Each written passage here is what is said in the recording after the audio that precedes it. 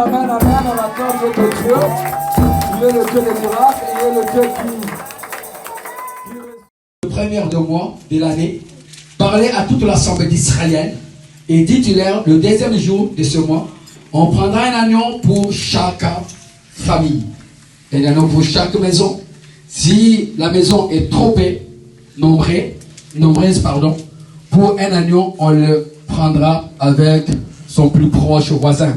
Selon le nombre de personnes, vous compterez pour cet agneau. D'après ce que chacun peut, cet agneau, d'après ce que chacun peut manger. Ça sera un agneau sans défaut, mâle âgé d'1 an. Vous pourrez prendre un agneau ou un chevreau. Vous le garderez jusqu'au 14e jour de ce mois et toute l'assemblée d'Israël immolera entre les deux soirs. On prendra son sang et on en mettra sur les deux poteaux et sur les linteaux de la porte de maison où on la mangera. Cette même nuit, on en mangera la chair rôtie au feu. On la mangera avec le pain sans levain et de l'herbe amère. 9. Vous ne le mangerez point à demi-cuit et bouilli dans l'eau, mais il sera rôti au feu avec la tête, les jambes et l'intérieur. Vous ne laisserez rien jusqu'au matin et il restera quelque chose. S'il en reste quelque chose, le matin, vous le brûlerez au feu. Quand vous le mangerez, vous aurez à vos reins, ceinture, vos souliers, vos pieds et votre bâton à la main et vous le mangerez à la hâte. C'est la Pâque de l'Éternel. Amen. Là, c'est la première Pâque dont l'Éternel parle pour Israël. Fallait de l'Éternel. Amen. Là, c'est la première Pâque dont l'Éternel parle pour Israël. Fallait que cette nuit-là, qui est l'ombre de la mort, passe. L'ombre de la mort passe en Égypte pour que Israël puisse être délivré, sortir. Donc, la première fois qu'on voit que nous parle, c'est sortir d'eux. Et on va leur dire, ils vont prendre l'agneau, et cet agneau-là, ça sera sa tâche d'1 an, donc dans lequel cas ils vont le manger, pour qu'ils puissent avoir un bâton, des chaussures aux pieds, le sandal, le rein, et il faut que le mange à hâte, c'est-à-dire dans la vitesse, parce qu'ils vont partir. Et quand ils vont finir, quand ils vont tuer cet agneau-là, ils vont mettre dans leur linteau le sang. Donc, toutes choses qu'ils faisaient à l'époque, on parlait de Jésus-Christ sans qu'elles sachent. C'est pourquoi à un bon moment, ils n'ont jamais compris le mystère de la pureté. Vous voyez, c'est compliqué. Et ils parlent de l'agneau étant animal, mais le Seigneur, plus loin, c'était l'homme de choses qui va venir, des choses cachettes, dont le Seigneur a gardé. Donc, à la longue, ce vrai agneau-là va sortir. Là, il parle d'un agneau étant qu'un animal. Donc, il va leur dire, prenez-la, prends cet agneau-là, tuez cet agneau-là, mangez-le, bouillir cet agneau-là, et mangez avec tout le monde, parce qu'Israël devait sortir de quelque part. Toi qui es dans cet endroit, le Seigneur est en train de parler, de te dire, tu es en train de sortir de quelque part. Tu es en train de sortir dans la captivité, dans la servitude. Là où tu étais prise, Pharaon, l'Égypte t'ont pris, t'ont mis en prison. Il fallait que l'agneau vienne. Il fallait que tu manges l'agneau. Il fallait que tu manges le sang. Le sang là, ça symbolisait la vie de Christ. Le sang, c'est la vie. Le sang, c'est la vie. Donc, pendant qu'ils sont en train de tuer l'agneau, pendant qu'ils sont en train de prendre le sang là, c'est la vie de Christ qu'ils sont en train de prendre pour te sauver, pour me sauver. Mais la première des choses que la Pâque se montre, on parle de la Pâque, on ne parle d'une manière animale. Cet agneau animal, palpable, qui est être touché. Amen. Amen. Donc on ne parle pas de cet agneau-là dans la manière de Christ. Non, on le parle dans la manière des choses qu'on peut toucher, on peut voir. Dans la manière de la parole, le miracle qui va opérer. Donc on va frapper Pharaon, on va frapper l'Égypte. Le Seigneur va montrer sa grandeur par rapport à du pleu qui va frapper l'Égypte. Et la dernière de pleu, c'était la mort de premier-né de premier-né des Égyptiens. Voilà. Maintenant, il fallait qu'il y ait la différence entre ceux qui sont du Seigneur, qui qui était d'Israël et ce qui était de l'Égypte. Parce que c'était un combat de l'esprit. Et la dimension de Christ, c'est la dimension de l'esprit. La dimension de la chair, il a pris la forme. Et après, il va sortir dans la dimension de la chair pour entrer dans la dimension de l'esprit. Et la Bible dit qu'ils vont manger cet agneau-là. Et on a dit que si tu n'arrives pas, il faut que tu apprennes encore un de tes proches. Et souvent, nous gardons la parole nous-mêmes. Nous sommes incapables d'inviter même nos bien-aimés. Voilà. Donc la Bible nous parle que ton proche là doit aussi manger l'agneau que toi tu manges. Donc c'est dit que si tu as un voisin, doit aussi écouter la parole que toi tu écoutes. Amen. Amen. Amen. Cette nourriture spirituelle là, tu ne peux pas les manger seul. Non. Donc il fallait un bon moment. Cette Pâque là, c'était pour eux sortir. Donc c'était le jour de l'ère de délivrance. Donc la Pâque d'abord, c'est la délivrance. Israël va être délivré par rapport à la main de Pharaon. Parce qu'ils ont été pris dans la servitude, dans l'esclavagisme. Il faut maintenant qu'ils sortent de là. Donc pour sortir, il faut le dupler. Et le dernier plaie qui va frapper l'Égypte, ça sera la mort. Et cette mort-là, il faut faire la différence entre les enfants d'Israël et les enfants de l'Égypte. Et pour cette différence-là, il fallait maintenant l'agneau soit le sceau. Amen. Il faut que Jésus soit ton sceau, bien-aimé. C'est pourquoi quand les gens nous disent, mais comment vous faites là-bas, vous êtes là, il n'y a pas... Parce que le sceau est là. Non, parce qu'on est meilleur. Non, nous avons le sceau de Dieu. L'agneau est au milieu de nous. Il va mettre le sang. Et on va voir que lorsque cette nuit-là, la Bible dit, quand on descend, on va nous parler. Cette nuit-là, je passerai dans le pays d'Égypte et je frapperai tous les premiers-nés. Amen. Donc, dans la première dimension de la Pâque, l'agneau a symbolisé, a fait la différence entre le premier-né de l'Égypte et le premier-né d'Israël.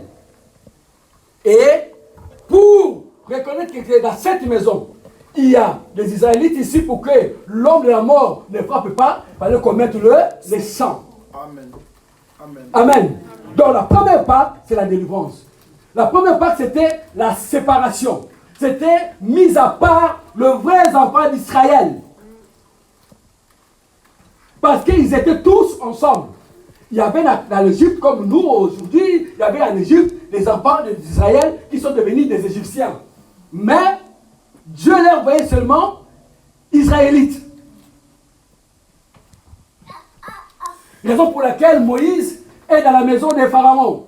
Moïse est compté la première fois étant qu'Égyptien. Mais lorsqu'il va entendre que tu n'es pas Égyptien, il va rejeter tout. Il va aller chercher les Hébreux. Parce que cela était sa famille. C'est-à-dire que parmi les Israélites, il y avait ceux qui étaient Égyptiens. Mais lorsqu'ils ont entendu que vous n'êtes pas Égyptiens, vous êtes Israélites, ils se sont renoncés à ce qu'ils étaient pour retourner à ce qu'ils étaient réellement. Moïse rejette tout, rejette la maison de Pharaon, refuse d'être appelé fils de Pharaon et il va devenir hébreu.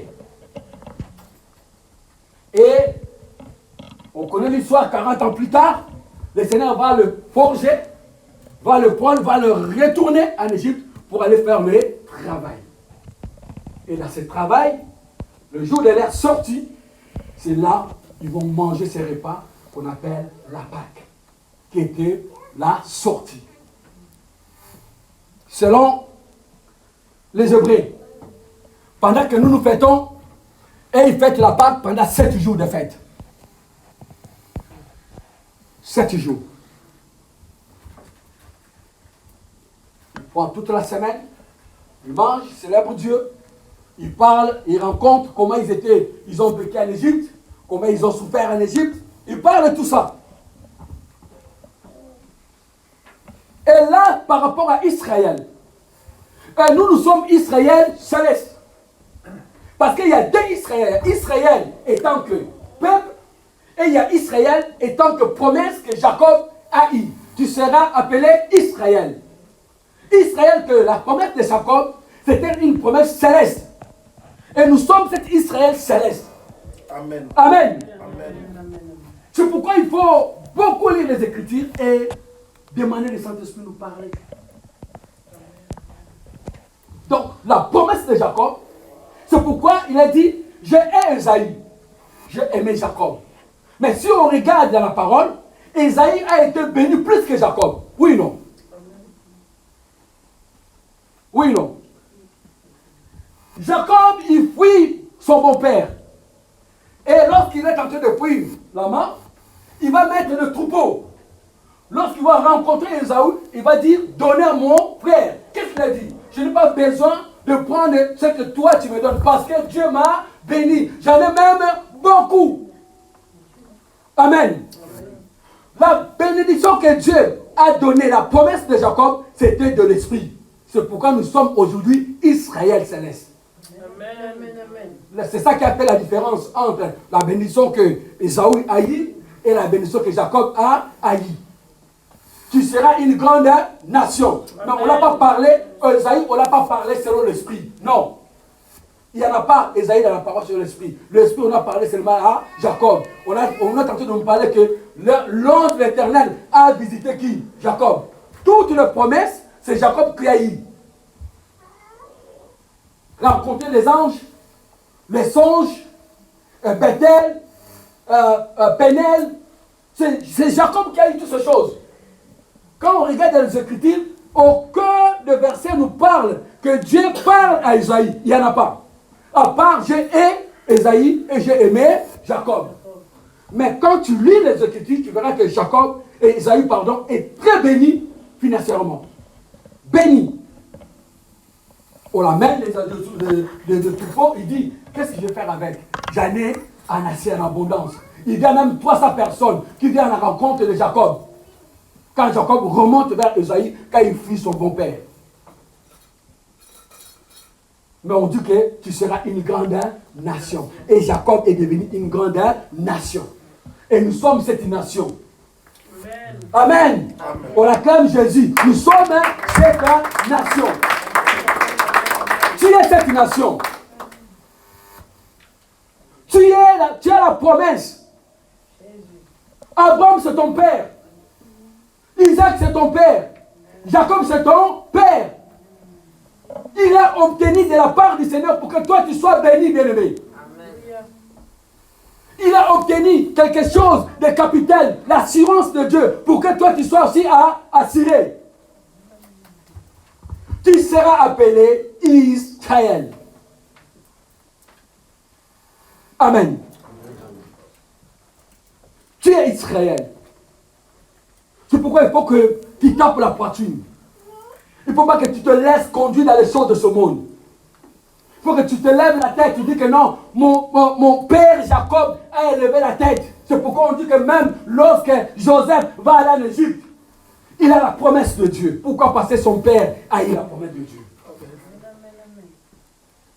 Il va avec la promesse.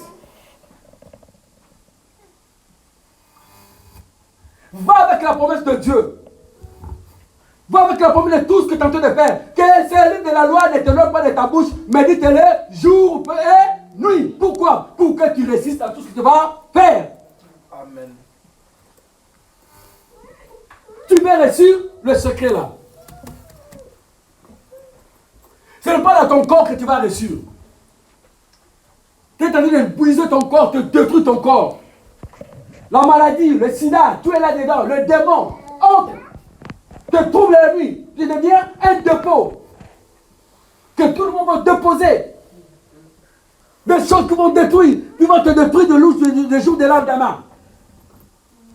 Mais si tu restes au pied de Jésus, tu vas fêter la Pâque avec elle, avec lui, pardon. On voit le premier Pâque, la première Pâque qu'on parle, c'est la sortie des enfants d'Israël. C'est la promesse que Dieu donne à Moïse pour frapper l'Égypte. Le 10 plaies. Et la dernière de plaies pour que l'Égypte sorte de là. Pardon, pour que Israël sorte. Il fallait cette nuit-là, l'ombre de la mort passe. Il dit, quand je passerai. Cette nuit, je vais frapper l'Égypte. Et quand je vais passer, ça sera un signe. Le signe, c'est le sang que tu vas mettre de l'autre. C'est ça le signe. Et quand je verrai ce signe, je ne rentrerai pas parce que je sais que c'est mes enfants. Bien aimé, si tu as Jésus-Christ dans ta vie, même si la maladie vient, pour nous, la mort, c'est un gain. Amen. Pour nous, la mort, on ne peut pas trembler. Je veux partir. Quand je pars, je dis, mais oui, je veux partir. Quand je partirai, j'irai chez mon papa. Je vais aller me reposer. Amen. Chez nous, la mort, c'est un gain. C'est là une manière, je vais aller rencontrer mon papa. Donc, ce jour-là, les sorciers n'ont pas mangé. Les sorciers n'auront pas le pouvoir de me manger. Non. Le poison, on n'en parle même pas. Ceux qui me connaissent, ils savent. Je l'ai mangé une fois, mais je suis vivant. Amen.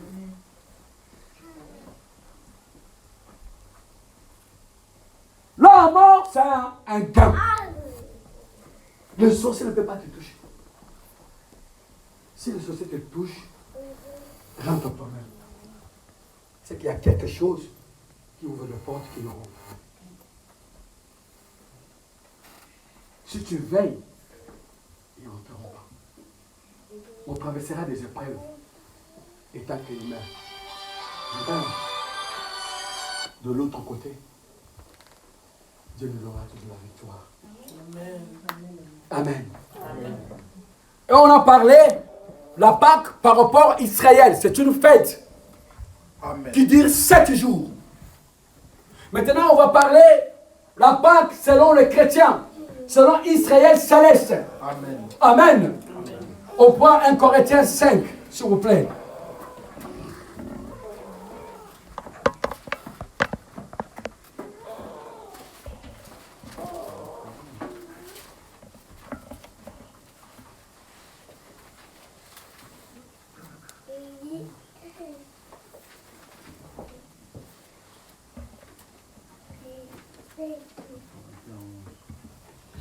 On prend 1 Corinthiens 5.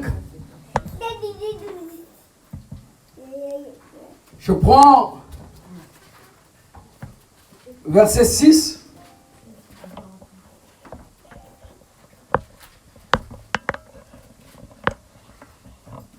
Amen. Nous sommes 1 Corinthiens 5. Je prends verset 6. C'est bien à tort que vous glorifiez. Ne savez-vous pas qu'un peu de levain fait lever toute la pâte? Faites disparaître le levain afin que vous soyez une pâte nouvelle. Puisque vous êtes sans levain, car Christ est notre Pâque. Amen. Amen. Je recommence. Nous sommes là. 1 Corinthiens 5, verset 6. Amen. C'est bien à tort que vous glorifierez. Ne savez-vous pas qu'un peu de levain fait lever de la pâte? Faites disparaître le vieux levain, afin que vous soyez une pâte nouvelle. Puisque vous êtes sans levain, car Christ est notre Pâque, a été immolé.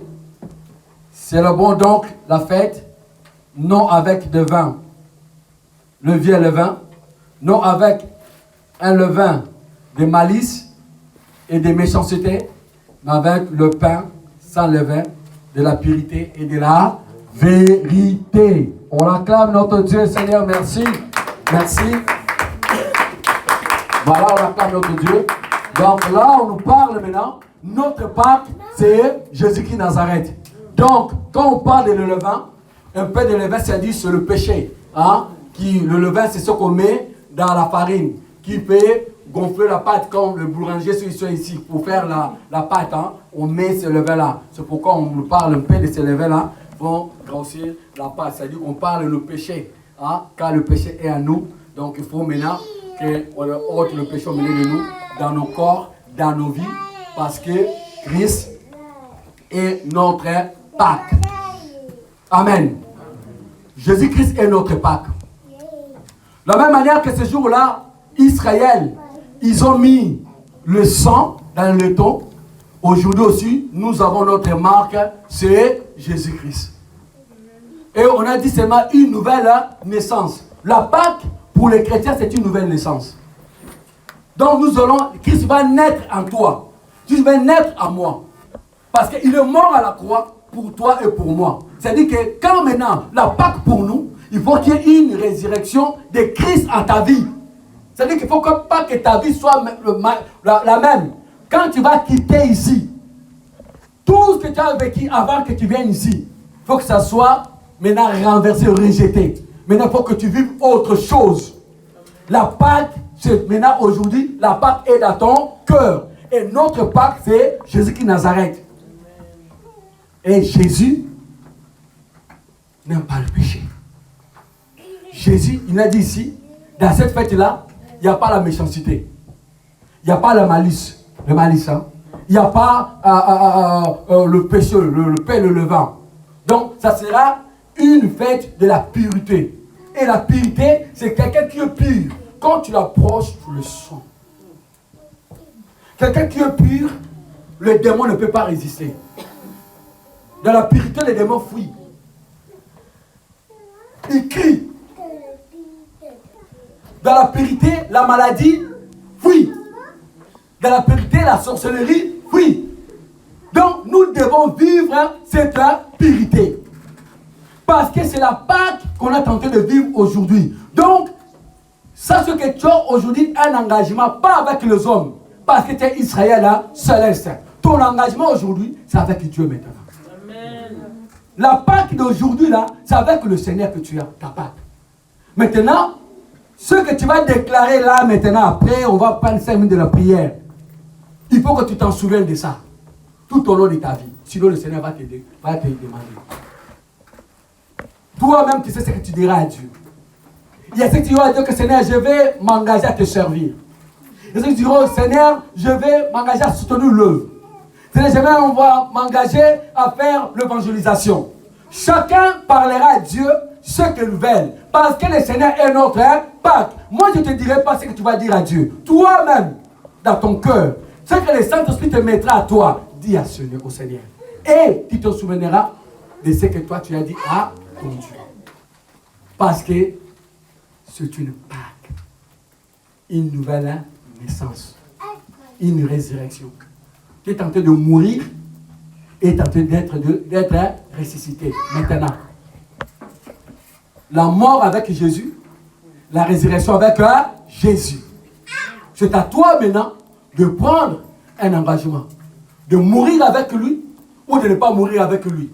Moi, par la grâce du Seigneur, je fais ce que Dieu m'a dit de faire. Je parlais. Et l'engagement, c'est toi. C'est toi-même qui vas entrer à toi-même pour savoir qu'est-ce que tu diras à ton Dieu. Levez-nous et nous allons parler à notre Dieu. Car c'est une Pâque pour nous. Et un signe pour ôter le mal dans nos vies. Toi-même, tu sais ce que tu diras à ton Dieu. Moi aussi, je sais que je dirai à mon Dieu. Seigneur de gloire, levez ta voix, parle à ton Dieu. Parle à ton Dieu. Parle à ton Dieu, Seigneur. Dieu de gloire. Merci au Yahweh. Seigneur, c'est toi. Seigneur, c'est la Pâque, oh mon Dieu. Je veux que tu naisses encore de nouveau dans ma vie, Seigneur. Seigneur, papa, aide-moi à continuer encore à soutenir ton œuvre. À être là dans ta présence, oh mon Dieu. Aide-moi, papa, vois mes faiblesses. Gère-moi, Seigneur, gère mon corps. Oh, gère tout, Seigneur de gloire. Et je continue à te servir, Yahweh. Tu es le Dieu de mon salut, Seigneur. Merci, Seigneur. Merci, Seigneur. Je vais te servir. Sois un Pâque pour moi, Seigneur. De manière de nouveau, mon Dieu. Merci, Seigneur. Papa, aide-moi, Seigneur, à craindre, Seigneur, Seigneur, mon Dieu, le roi, c'est ce qui habite dans mon cœur depuis, Seigneur, mon Dieu éternel. Merci, papa, c'est ça, oh, mon grand souci, c'est de vous craindre. Parle à ton Dieu. Père, Père Céleste, meurs avec lui et ressuscite avec lui. ce monde passera. Seigneur Yahweh, je vais mourir avec toi, Seigneur. Papa, Ressuscite avec toi, Jésus. aujourd'hui dans ce monde passera un À toi la gloire, à toi l'honneur, Seigneur. Je vais te servir, mon Dieu, Merci, mon Dieu, merci, mon roi. avec la crainte Que toute la gloire te la revienne. de ta parole. Dans le nom de Jésus-Christ. Amen. On acclame Jésus.